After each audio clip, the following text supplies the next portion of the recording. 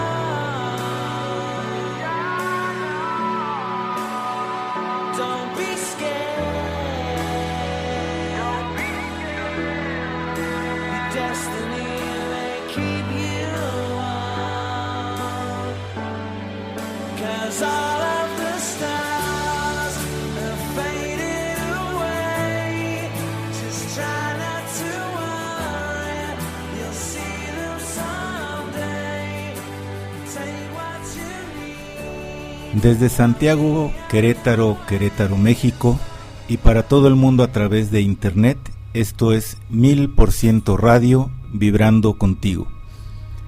¿Qué tal? Mi nombre es Jorge Fernández. A partir del día de hoy tengo el placer de integrarme a este gran equipo de comunicadores profesionales que forman 1000% Radio. Y voy a estar al frente de esta emisión que se va a llamar El Efecto Mariposa. Es un nombre sugestivo, pero que además nos va a permitir analizar muchas cosas de las que tenemos enfrente de nuestra vida.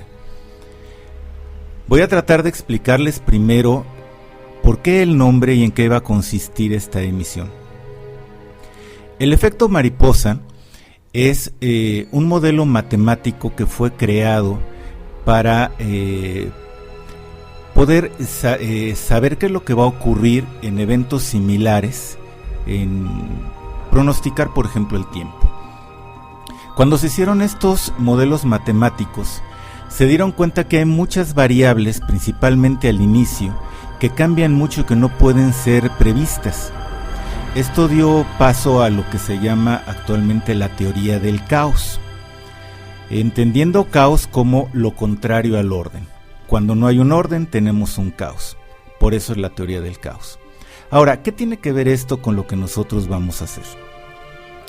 Básicamente, cuando nosotros tenemos un proyecto, tenemos un plan, nosotros analizamos ciertas variables, vemos los caminos que vamos a tomar y bueno, lo seguimos adelante. Pero ¿cuántas veces en nuestra vida no hemos dicho, híjole, a mí me hubiera gustado ser, a mí me hubiera gustado hacer, me hubiera gustado terminar? Y sin embargo no ocurre. ¿Por qué no ocurre? Porque hay ciertas variables que nosotros no tomamos en cuenta. Bueno, el objetivo de este programa es que analicemos noticias a nivel internacional, nacional, local, y de ellas entendamos cómo se mueve el mundo para poder interpretar cómo se mueve nuestro mundo y de esa forma poder localizar precisamente esas pequeñas variables que muchas veces no tomamos en cuenta. El término de efecto mariposa viene acuñado por un proverbio chino que dice: con el pequeño movimiento de una mariposa, de las alas de una mariposa, se puede cambiar el mundo. Esto es lo que es el efecto mariposa. Si ustedes han visto la película de Parque Jurásico, ahí hacen una explicación bastante interesante y bastante buena de lo que es el efecto mariposa. Déjenme ubicarlos. Estamos en la escena donde van los 3 científicos a conocer los dinosaurios en cautiverio. Van en unos jeeps eléctricos. Va un paleontólogo, una paleobotánica y un matemático. Este matemático de nombre Ian Malcolm le pregunta a la paleobotánica que si conoce la teoría del caos, si conoce lo que es el efecto mariposa. Ella le contesta que no y él le dice, bueno, es muy sencillo. Resulta que una mariposa mueve sus alas en Pekín y cae una tormenta en Nueva York. Ella pone cara de que, ¿y eso qué tiene que ver, no? Y entonces explica precisamente el análisis de estas pequeñas variables. ¿Qué ocurre en el mundo? Muchas veces ocurren noticias, ocurren hechos que nosotros podemos decir, ¿y eso qué tiene que ver en mi vida? ¿Eso qué tiene que ver conmigo? Pues mucho.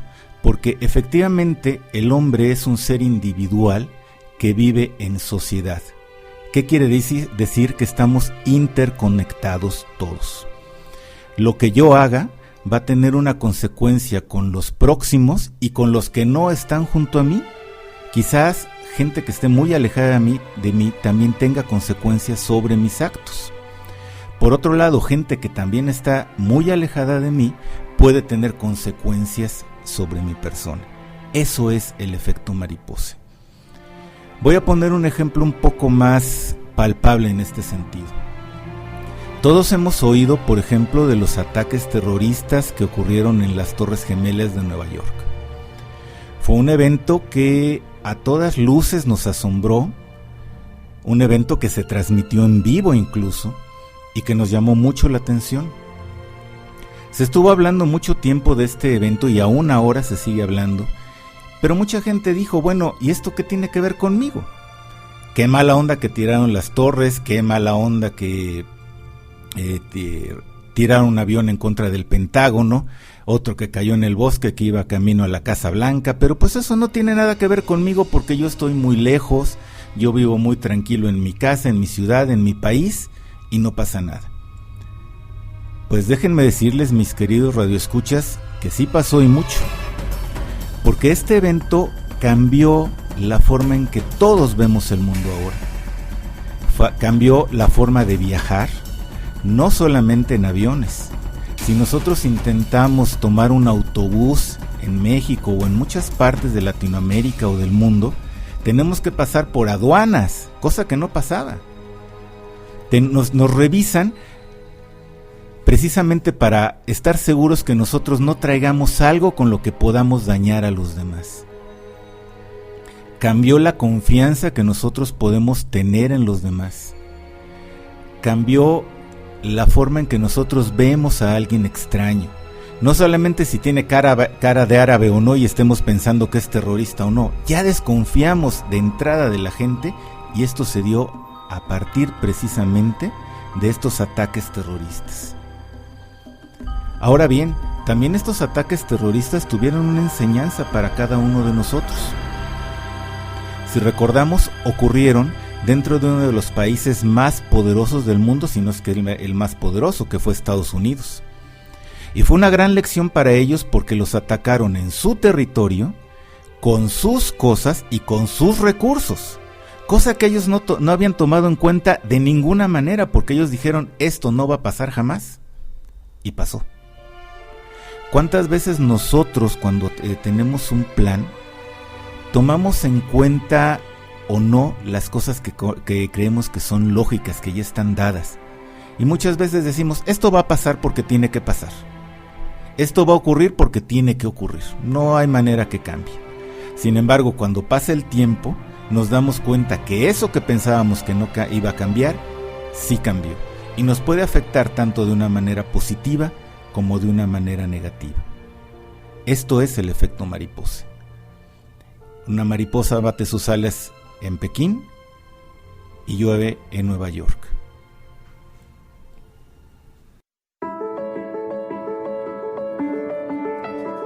Qué buen año este 2015. Justo para estas fechas hacemos la lista de metas para el nuevo año. O bueno, las que debimos haber hecho. En fin, este año sucedieron muchas cosas. Estuvo lleno de subidas y caídas. Pero pasó algo que a simple vista no puedes ver. Sí, eso, te superaste. Este año tienes más experiencia en lo que haces. Tus hijos crecieron un año más y eres un año más añejo. Sin mencionar que todos piden la renuncia de Peña Nieto. Es hora de escribir una nueva página. Se viene un año nuevo. ¿Qué nos trae el 2016? Averígualo con nosotros. Bienvenido. 1000% Radio. Vibrando contigo.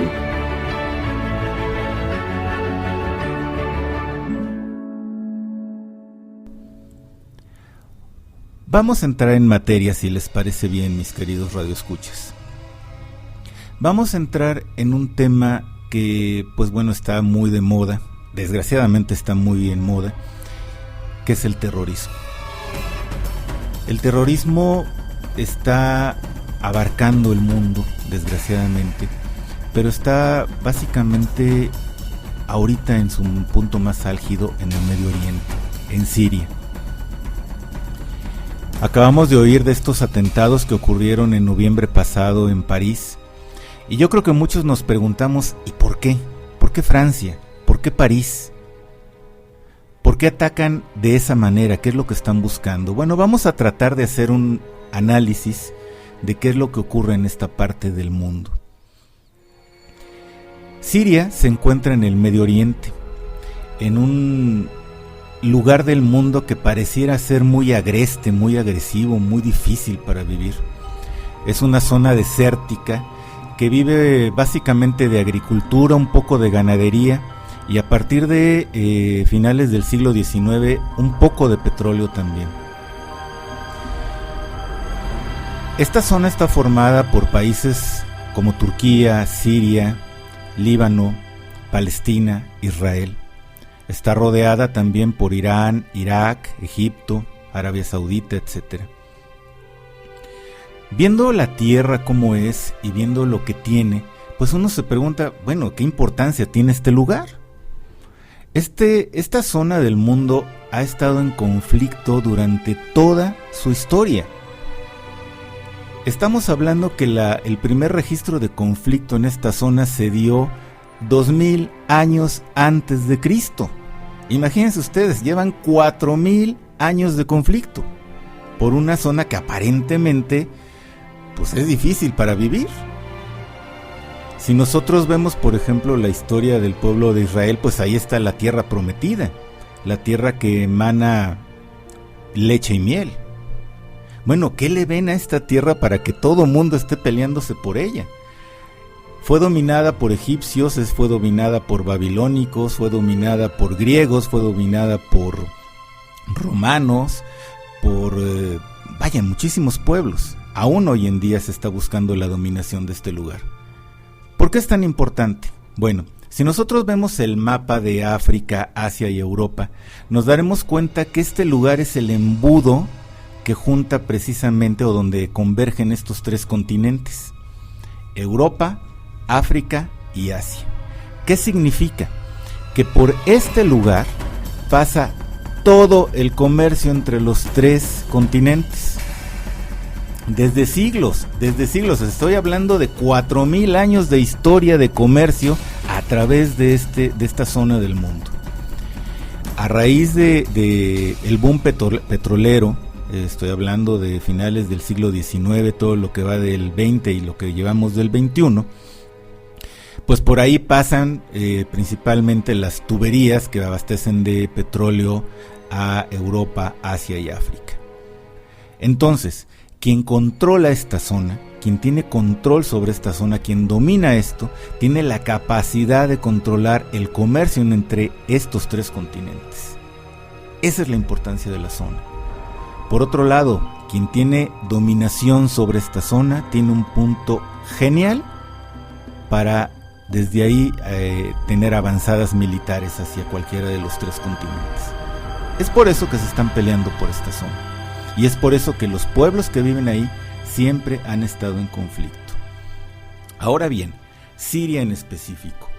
Ustedes recordarán que en el 2010 se dio un fenómeno en los países árabes que se llamó la Primavera Árabe.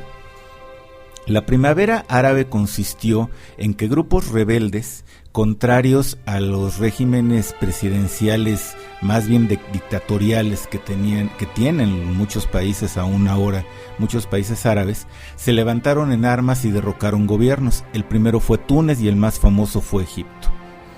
Todo mundo apostaba porque Siria iba a perder también su régimen presidencial, sin embargo esto no ocurrió. El régimen político que tiene Siria es un régimen semipresidencialista. Significa que está compartido el gobierno entre un primer ministro y un presidente de la república. Bueno, el presidente de la república o la presidencia de la república ha estado en manos de la familia Al-Hassan desde 1970 a la fecha. Tienen 45 años en el poder. Los rebeldes se levantaron hace 4 años precisamente en contra del gobierno sirio de Bashar al-Assad. Y pues bueno, han estado peleando con ellos. Ellos son rebeldes a los ojos del gobierno, pero insurgentes a los ojos de ellos. No han podido con ellos porque, pues vaya, el gobierno tuvo una ofensiva tremendamente sangrienta contra ellos. Si a esto le aumentamos los intereses económicos de los países más poderosos del mundo, resulta ser que encontramos a un Estados Unidos, por ejemplo, que siempre ha tratado porque la ONU, a través del Consejo de Seguridad, pues ponga sanciones al gobierno sirio. Sin embargo, esto no ha podido ser posible porque el gobierno ruso y el gobierno chino no lo permiten, que también son miembros del Consejo de Seguridad de la ONU y son los principales socios comerciales de Siria. De nuevo volvemos al comercio. El comercio está interviniendo aún sobre los derechos humanos. Aparece un nuevo elemento en esta zona de conflicto: el Estado Islámico, ISIS. ¿Qué es el Estado Islámico? No es un Estado reconocido por la comunidad internacional. Son más o menos, porque no es exactamente, pero más o menos los herederos de Al-Qaeda. Ellos lo que pretenden es que regresen las viejas glorias árabes de dominación en la zona, desde España, la India, etcétera, ¿no? Ellos quieren dominar esa zona del mundo.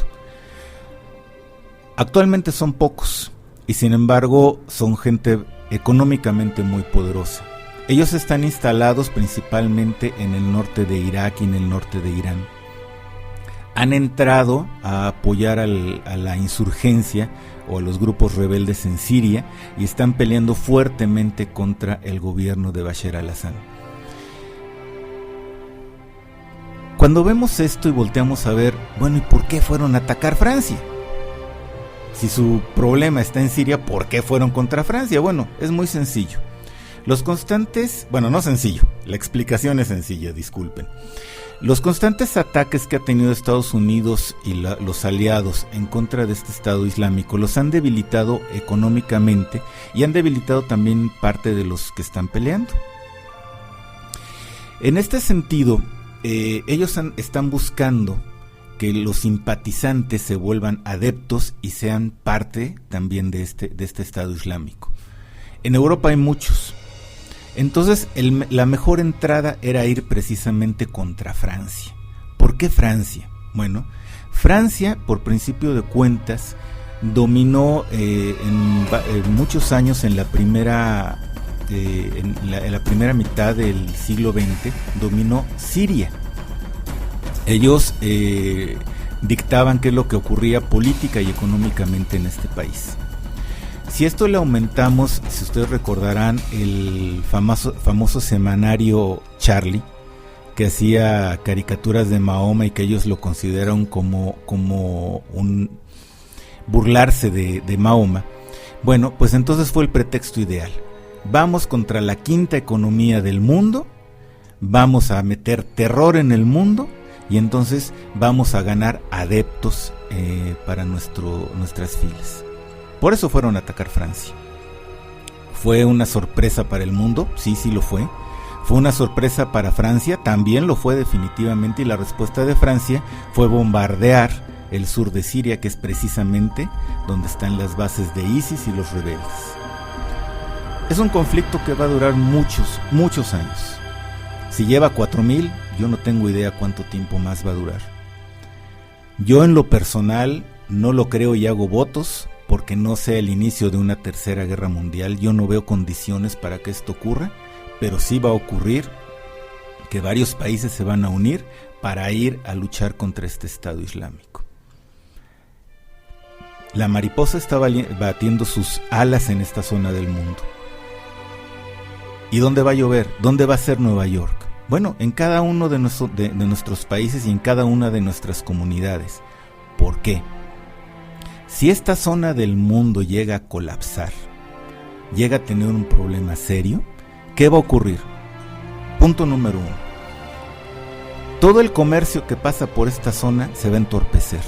Luego entonces, las compañías asiáticas, europeas, que son las principales y las más grandes, van a empezar a tener pérdidas.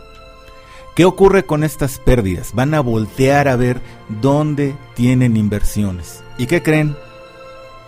En México y en varios países de Latinoamérica tienen grandes inversiones.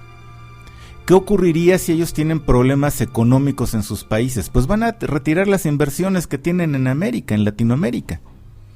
Entonces nos va a afectar este conflicto a nosotros. Por otro lado, por ahí pasa gran cantidad de petróleo. El petróleo se puede encarecer y entonces crear una crisis mundial.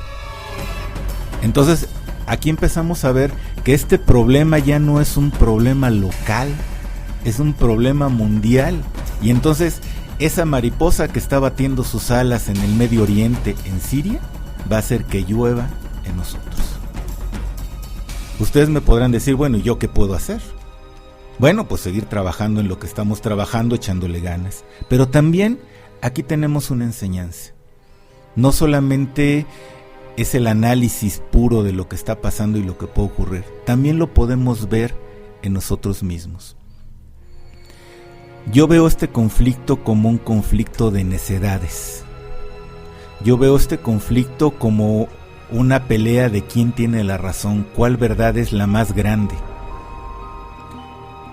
Amigos, ¿cuántas veces nosotros no estamos defendiendo nuestra verdad sin escuchar la verdad del otro? ¿Hasta qué punto somos capaces de sostener nuestros ideales? ¿Hasta qué punto somos capaces de perder relaciones importantes precisamente por defender muchas veces lo indefendible? Este conflicto es un conflicto de intereses. Nosotros también tenemos intereses y pueden ser en muchos sentidos. Yo creo que nosotros podríamos empezar por reflexionar cuántos problemas hemos tenido con los que tenemos juntos y que no hemos sabido resolver porque no sabemos escuchar. No sabemos negociar, no queremos negociar, no nos interesa. Me interesa solamente mi verdad. Este conflicto nos debe ayudar a pensar en lo que nosotros podemos hacer para ser individuales dentro de nuestra sociedad, ser mejores individuos viviendo en comunidad. Yo estoy seguro que este conflicto se va a acabar en el Medio Oriente el día que exista un personaje, que ojalá aparezca pronto, que sea capaz de sentar a todos en una mesa y negociar. Negociemos en nuestra vida, no esperemos a ver qué pasa en el Medio Oriente. Han tardado 4000 años. ¿Cuánto tiempo esperamos nosotros para resolver nuestros problemas? La mariposa bate sus alas y llueve en otro lado. Radar de Opinión, donde usted tiene la última palabra. Con la licenciada Adela Vallejo abordaremos temas de interés, entrevistas, política, sociales, donde lo más importante es tu opinión. En vivo todos los martes, 8 de la noche. Radar de Opinión, donde usted tiene la última palabra. Estás escuchando 1000% Radio, vibrando contigo con la máxima calidad de audio desde Santiago de Querétaro, México.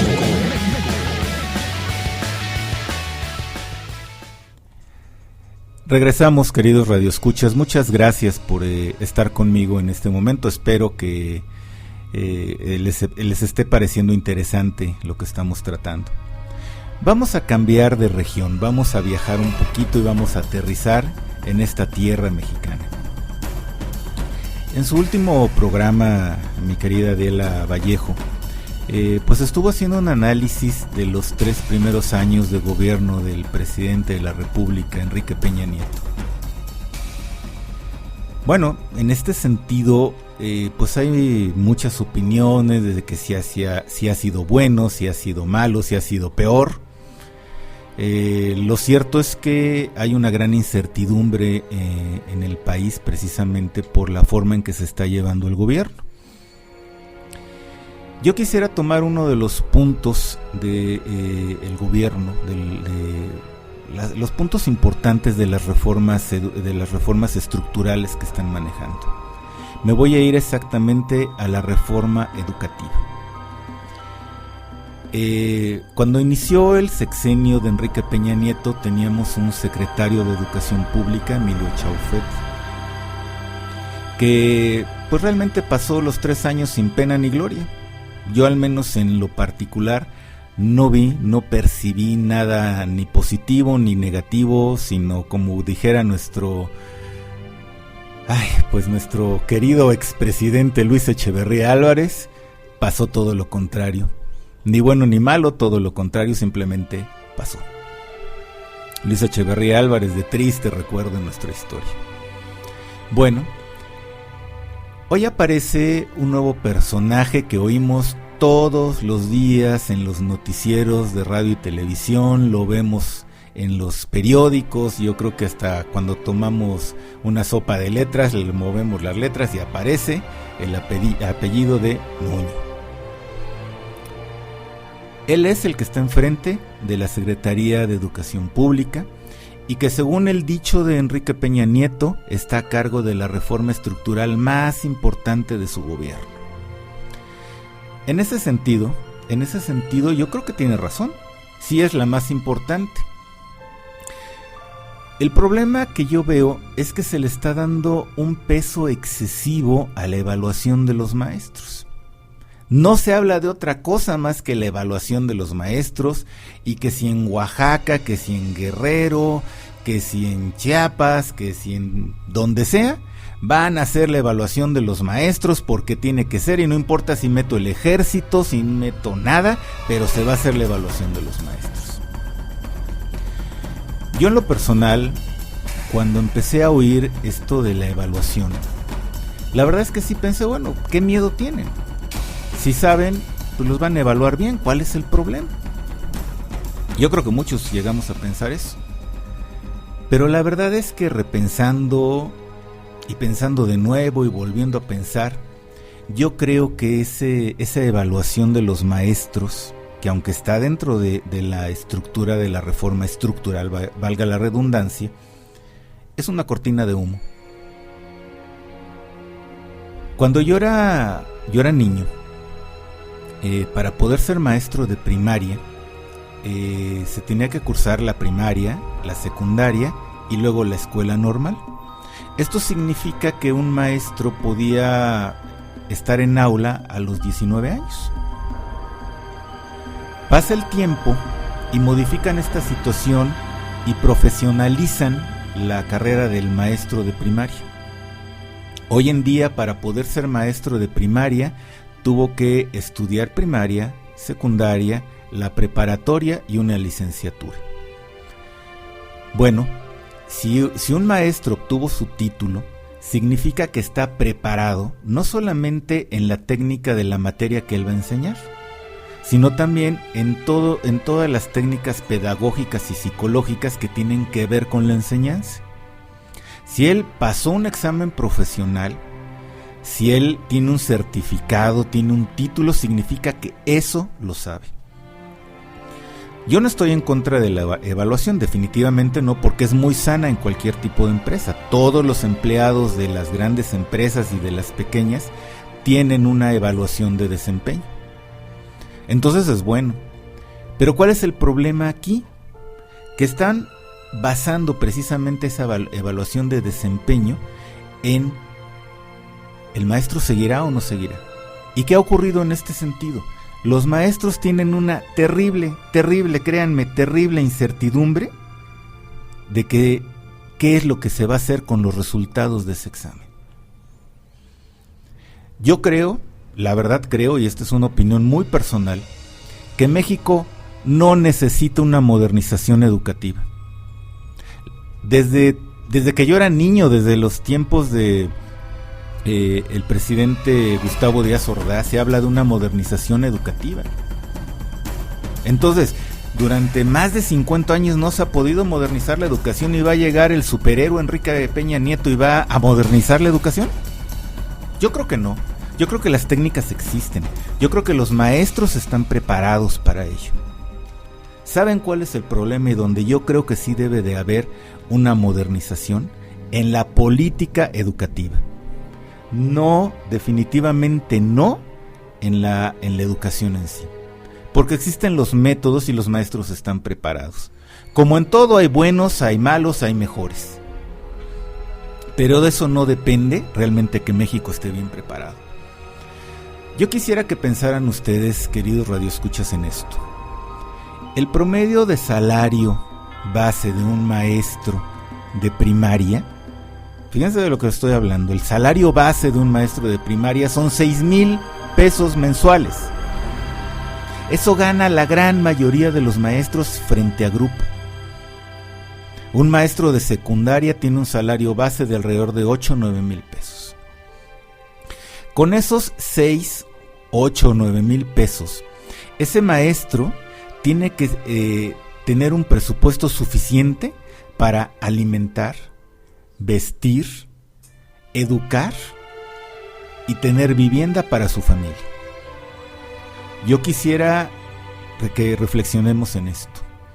Un maestro realmente tendrá la suficiente concentración en su grupo para dar la clase como debe de ser, cuando está pensando, ¿y qué le voy a dar de comer a mis hijos?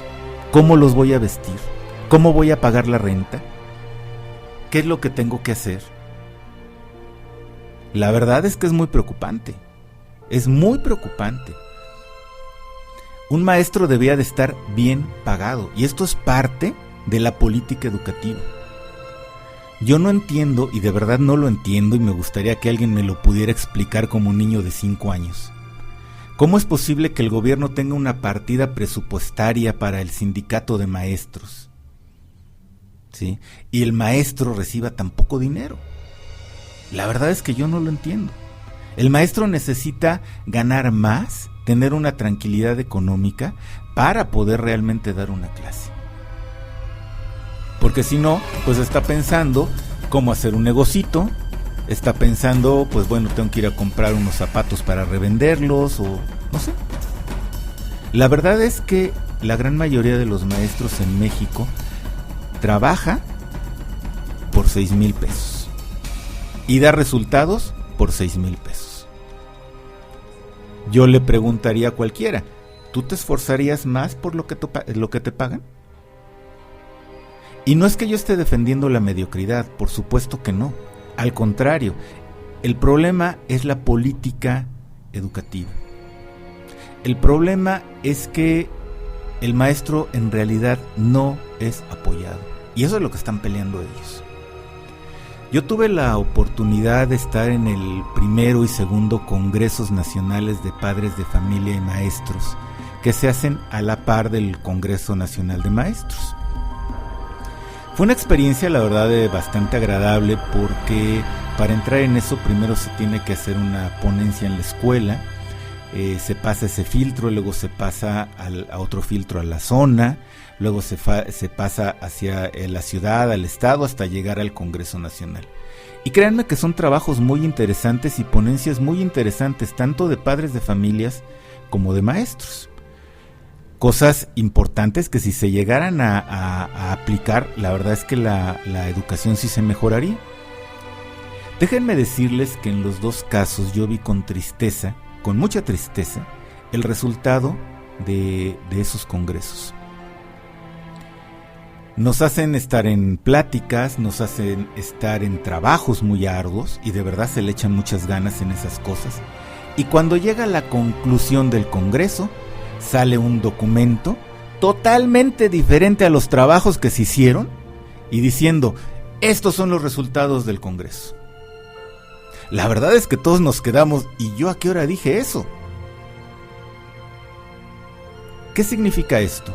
Las decisiones en la educación en México se toman desde un escritorio, no se toman tomando en cuenta lo que está pasando en las aulas, lo que realmente está viviendo el maestro frente a grupo. Las decisiones en la educación en México las toman políticos, las decisiones las toman gente que no tiene nada que ver con la educación, o que tuvieron que ver pero ya hace mucho ya no están. ¿Cómo queremos una modernización educativa hecha por gente que no tiene que ver con la educación? Precisamente por eso afirmo que lo que debía de haber aquí es una modernización de la política educativa. Si quieren una reforma estructural, hay que reestructurar eso. Hay que ver la manera de que los maestros ganen bien. Hay que ver la manera de que los alumnos puedan aprovechar realmente el tiempo. Y esa es una decisión gerencial. Esto quiere decir una decisión que debe tomar el gobierno. Dejar la política de un lado y actuar eficientemente. De nuevo, nuestra mariposa bate las alas, ¿y dónde va a llover? Bueno, esta mariposa está batiendo sus alas y las está batiendo muy fuerte. Quizás ahorita nosotros no lo veamos porque nuestros hijos están pequeños. Pero la verdad es que a futuro vamos a tener un pueblo bastante mal educado. Un pueblo educado sale adelante, un pueblo mal educado no sale adelante. Yo creo que nosotros debemos de pugnar porque la educación en México sea eficiente, porque nosotros tengamos a nuestros niños bien educados. Nosotros como padres de familia o los que no son padres de familia pero son miembros de una sociedad y estamos preocupados por México, debemos de exigirle al gobierno un cambio de la política educativa en el país. Dejar toda la demagogia y ponerse en acción realmente en las aulas. Es triste entrar a una escuela oficial y ver en las condiciones en que están estudiando nuestros niños. Son tristes, con pizarrones rotos, no tienen ni siquiera los marcadores para poder trabajar, las sillas son incómodas, los salones están sucios. ¿Por qué? Porque no hay dinero para esto. Lo quieren sacar de los papás que tampoco ganan gran cosa de dinero. ¿Qué es lo que hay que hacer? Exigirle al gobierno que cambie la política. Para el próximo año, el presupuesto en educación va a bajar. No puede ser esto. Yo creo que debemos exigir los derechos para que nuestros niños salgan adelante. Debemos de unirnos como pueblo y exigirle al gobierno federal, estatal, municipal, que se ponga las pilas, se ponga los pantalones y verdaderamente cambie la política educativa. Basta de hablar, basta de estar diciendo simplemente aire. Hay que trabajar. Me gustaría decirle al señor Nuño que pues está bien que haga el examen. Está bien, evalúa a los maestros. Pero ¿qué más? ¿Qué más piensa hacer? En el documento de la modernización educativa hay muchos puntos que no se están tratando y que además, en la opinión personal del que habla, están muy cojos. ¿Qué enseñanza puedo tener yo en lo particular para cada uno de nosotros de este grave problema mexicano? Bueno, nosotros nos hemos acostumbrado a dejarle a los demás la educación de nuestros hijos. La verdad es que nuestros hijos son educados actualmente por la televisión, por los videojuegos y por lo que pobremente un maestro en aula puede hacer. Sí los paseamos, los llevamos al cine, les compramos todo lo que quieren, pero nada más. Nosotros podemos esperar a que el gobierno actúe, sí, podemos esperar y a lo mejor no lo vamos a ver. pero nosotros sí podemos actuar. ¿Qué es lo que podemos hacer para que deje de llover por la mariposa que está aleteando? Muy simple, vamos a sentarnos con nuestros hijos a estudiar. Vamos a sentarnos con nuestros hijos a hacer la tarea. Vamos a explicarles lo que no entiendan.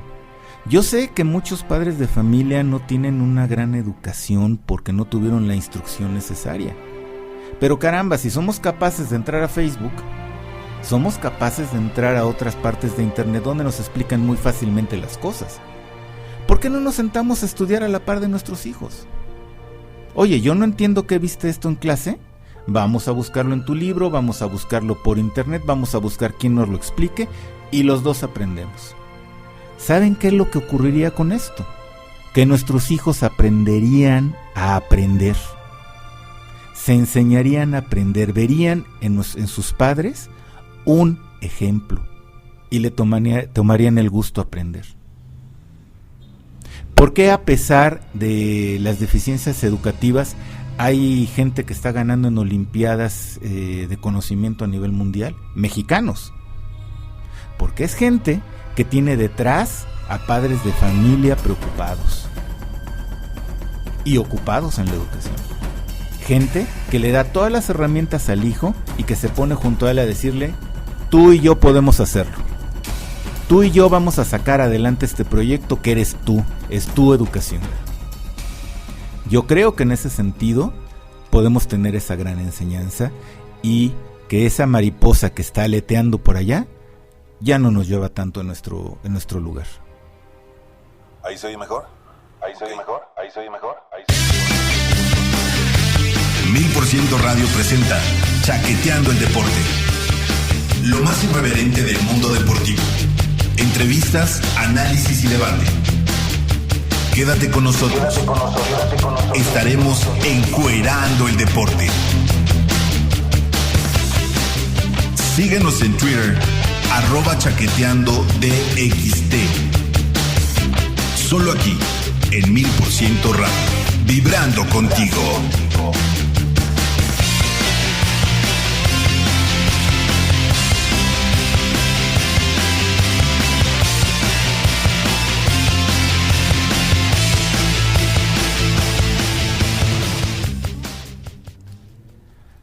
Estamos de nuevo aquí en el efecto mariposa. El análisis de las noticias y qué tienen que ver esas noticias conmigo.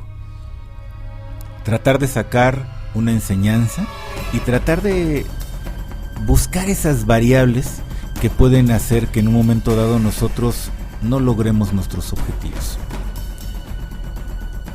Uno de mis planes dentro de este proyecto es precisamente que a todos nos gusten las noticias, porque es importante que las sepamos, porque son parte de nuestro mundo.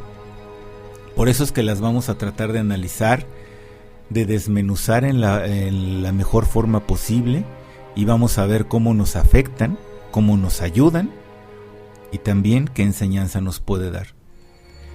Voy a entrar a un tema que para muchos podría ser escabroso, pero que la verdad es que es algo latente en el mundo, y es el tema religioso.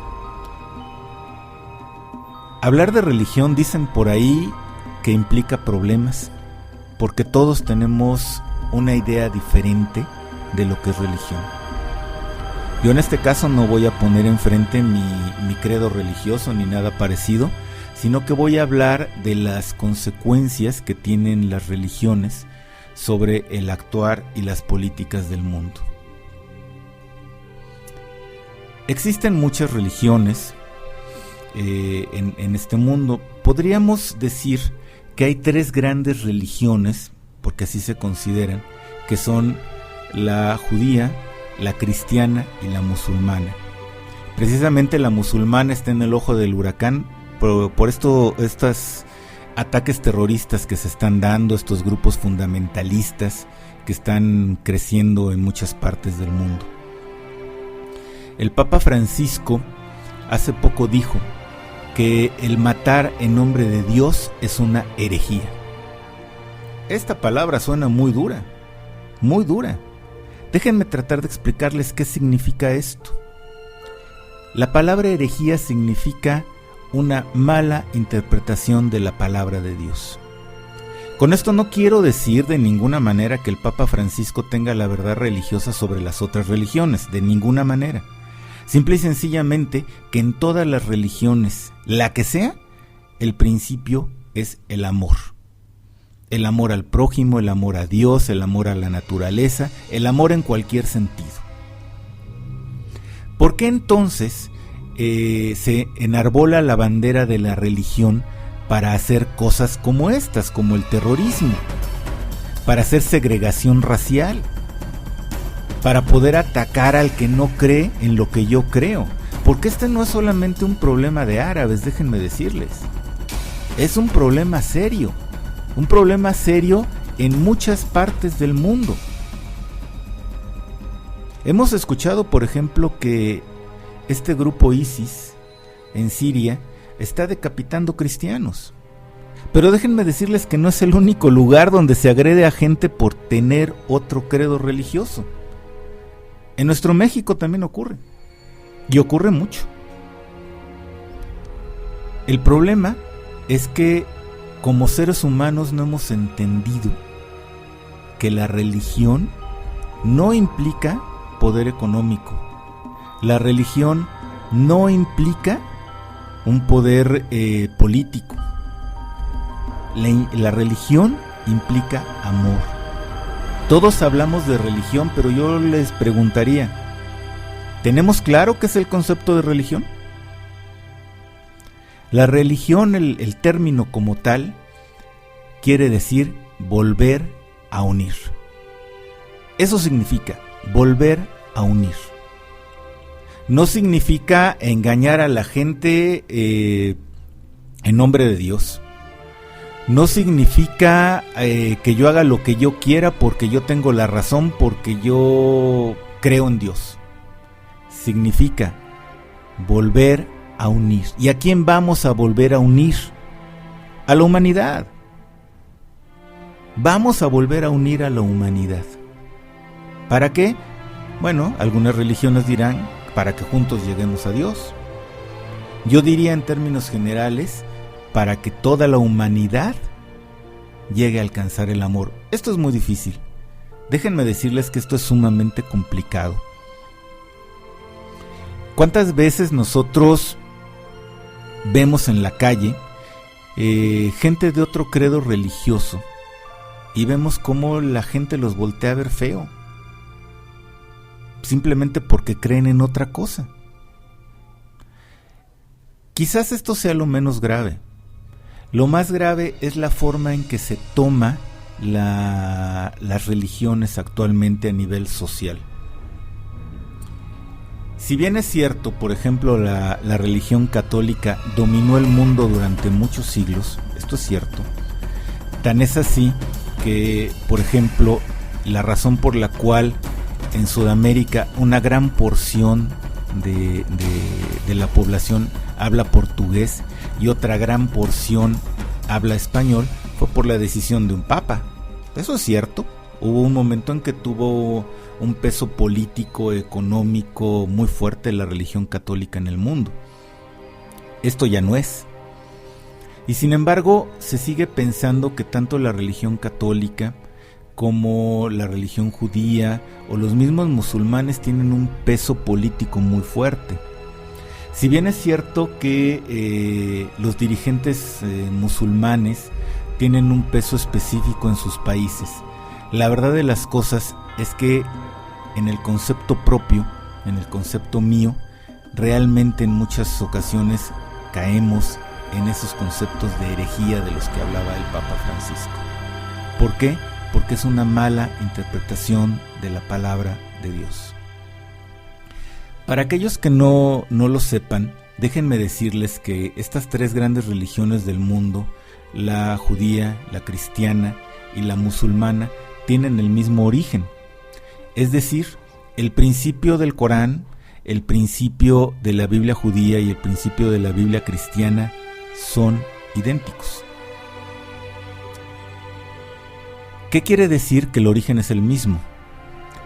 Simple y sencillamente que por razones históricas, por razones se fueron separando estas tres religiones. La primera que se separó fue precisamente la islámica, cuando Ismael, uno de los hijos de Abraham, se retira. Él es el creador de esa religión. Sin embargo, la base sigue siendo la misma, el amor. Entonces, ¿por qué hoy en día tanta diferencia entre esas religiones? ¿Por qué hoy en día esas religiones crean un ámbito político adverso? Básicamente porque se malinterpreta lo que cada una de ellas quiere decir. No es mi papel, ni lo pienso hacer, de alguna manera explicar en qué consiste una evangelización cristiana, o en qué consiste el llevar a un judío de la mano o a un islámico. Por supuesto que no. Pero yo creo que como base nosotros debemos de visualizar lo siguiente. Una religión sirve para unir a la humanidad, y una religión sirve para que todos vivamos en paz. Aquí el problema es por qué no estamos viviendo en paz. Pues precisamente porque estamos defendiendo nuestra idea. Porque de nuevo, la mariposa empieza a batir sus alas en muchas partes y llueve en otras. En México hemos encontrado cómo grupos protestantes agreden fuertemente a católicos y viceversa. Han habido muertos por esto. No estamos hablando solamente de fundamentalistas islámicos, también hablamos de fundamentalistas cristianos. Queridos radioescuchas, esta situación es una situación difícil de afrontar porque hay que cambiar muchos paradigmas religiosos. Hay que cambiar muchas formas de ver de cómo se toman las religiones en el mundo y cómo la tomo yo en lo particular. Yo creo que el primer camino para cualquier religión es el conocimiento. Si yo creo en algo, ¿por qué voy a creer en ese algo? En México, en febrero próximo vamos a recibir al Papa Francisco. Muchos están muy contentos con esta visita, muchos están muy enojados, a otros les es indiferente. ¿Por qué causa este resquemor la visita de este jerarca religioso? Bueno, básicamente, es una razón histórica. La religión católica dominó durante muchos siglos al mundo. Y lo que decía el Papa era lo que se hacía en el mundo. Hoy en día, repito, ya no es así, pero se sigue creyendo que es esto. ¿Que tiene una gran influencia el Papa en el mundo? Sí la tiene.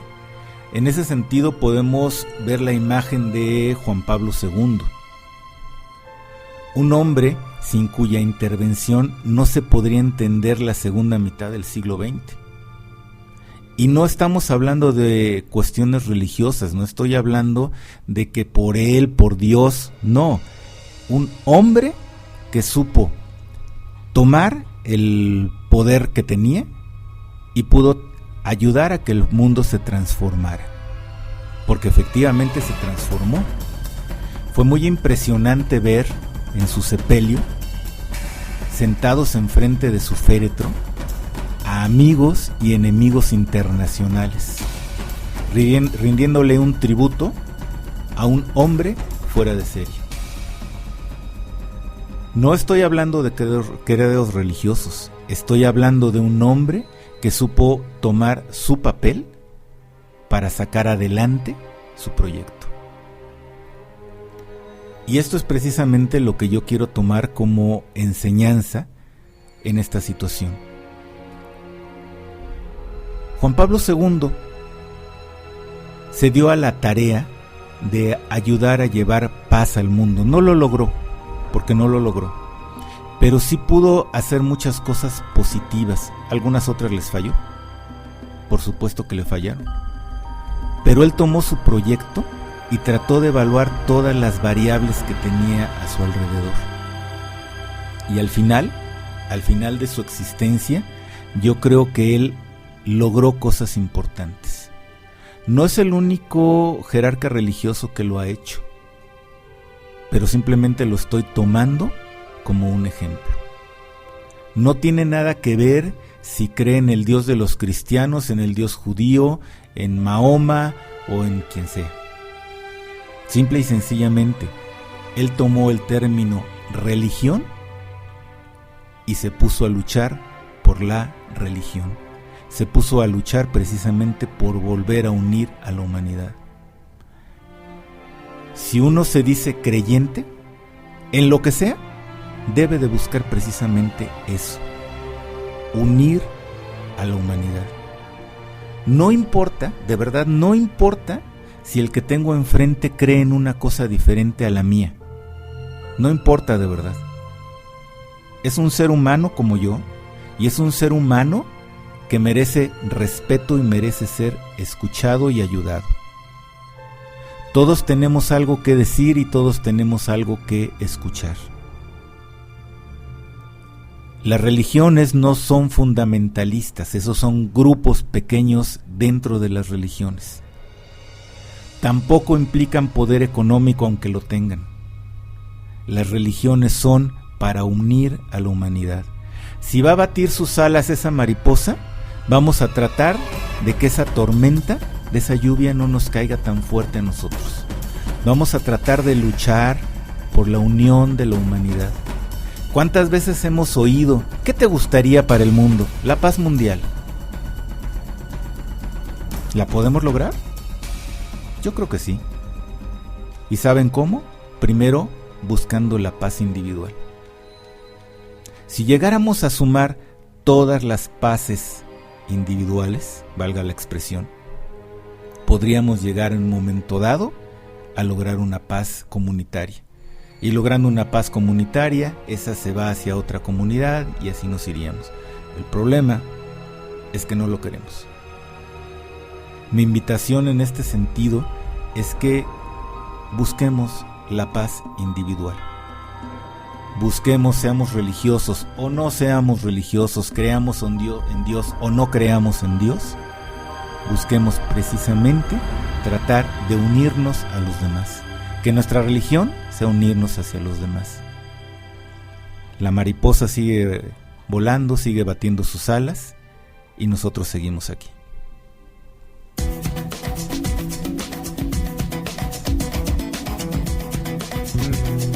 Amore mío, enamórate con toda el alma. Todos los viernes 10 de la mañana a través de 1000% Radio, vibrando contigo.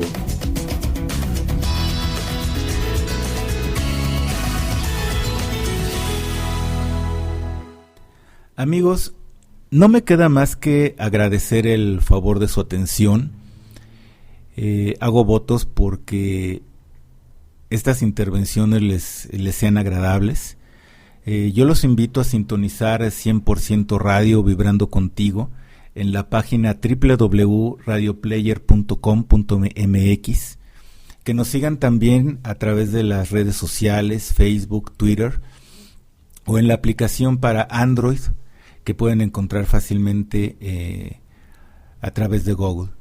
De verdad, muchas gracias y espero que esa mariposa que vuela nos traiga cosas positivas. Les agradezco el favor de su atención. Soy Jorge Fernández. Muchas gracias.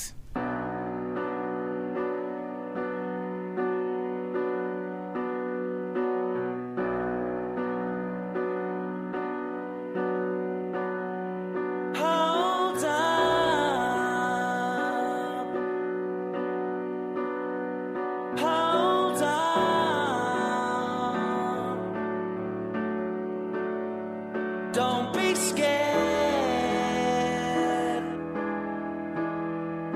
You'll never change what's been and gone. May your smile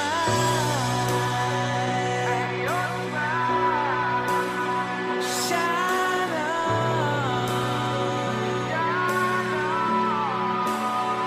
Don't be scared. Destiny may keep you on, 'cause all